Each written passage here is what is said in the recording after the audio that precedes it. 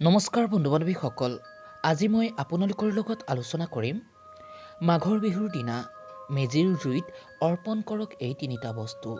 জীৱনত ঘটিব চমৎকাৰ। গতিকে ইয়াৰ বিষয়ে সবিশেষ জানিবলৈ হ'লে আহক প্ৰথমে ভিডিঅ'টি আৰম্ভ কৰি লওঁ। বন্ধুসকল, এই মাঘৰ বিহুৰ মেজিৰ জুইত যদি অৰ্পণ কৰা হয় এই তিনিটা বস্তু, তেন্তে ইয়াৰ দ্বাৰা আপোনাৰ জীৱনত ঘটিব উন্নতি, লাভ কৰিব অগ্নিদেৱৰ আশীৰ্বাদ।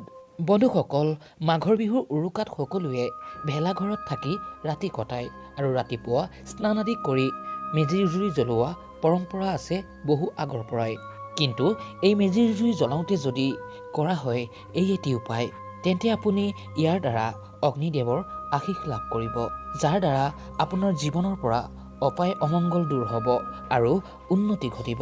সেয়েহে এই মকৰ সংক্ৰান্তি ও মাঘৰ বিহু পুৱা উঠি স্নান আদি কৰি অৱশ্যেই কৰা উচিত এই এটি উপায়।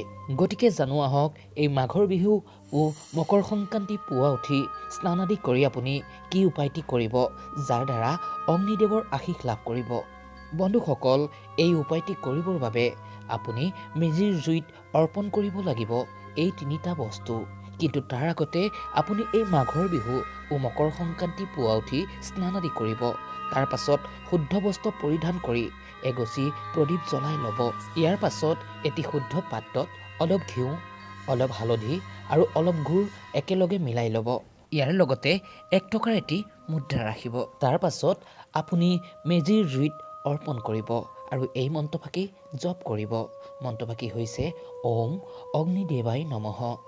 ইয়াৰ দ্বাৰা আপুনি অগ্নিদেৱৰ আশীষ লাভ কৰিব। ফলত আপোনাৰ জীৱনৰ পৰা অপায় অমংগল দূৰ হ'ব, লগতে জীৱনত ঘটিব উন্নতি। সেয়েহে এই মাঘ বিহুৰ পুৱা উঠি অৱশ্যেই কৰিব এই উপায়টি। ইয়াৰ ফল আপুনি নিশ্চিতভাৱেই লাভ কৰিব। সেয়েহে যদি ভিডিঅ'টি ভাল পালে তেন্তে তলত কমেণ্টত শুদ্ধ মনে লিখিব ওম অগ্নিদেৱায় নমঃ। শেষত সকলোলৈকে ভোগালী বিহুৰ আন্তৰিক শুভেচ্ছা জ্ঞাপন কৰিলোঁ। ধন্যবাদ।